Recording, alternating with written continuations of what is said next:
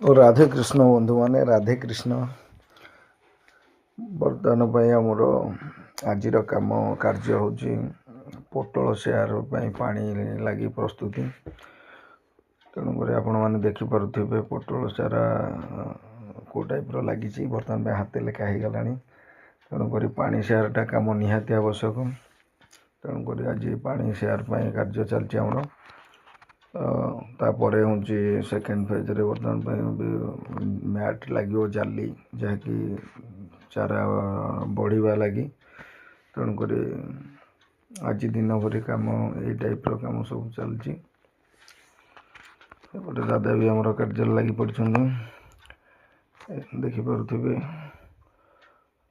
କେଉଁ ଟାଇପ୍ର ସବୁ ସେୟାର ହେଇଛି ପାଣି ଲାଗିବା ପାଇଁ। ଏଇ ଟାଇପ୍ର କାମ ଚାଲିଛି ଆଉ। ଏପଟେ ବି କଲରା ବି ହେଇଗଲାଣି ଅଲରେଡ଼ି ତୋଳା ହେବା ପାଇଁ। ତୃତୀୟ ଫେଜ୍ କଲରା ଆମର ତୋଳା ହେବ। ଦେଖିପାରୁଥିବେ ଆପଣ, କଲରା ବି ବହୁତ ଭଲ ଭାବରେ ହେଇଛି। ଏଇ ଟାଇପ୍ର କାର୍ଯ୍ୟ ଆଜି ଦିନ ଭରି ଚାଲିଛି ଆଉ।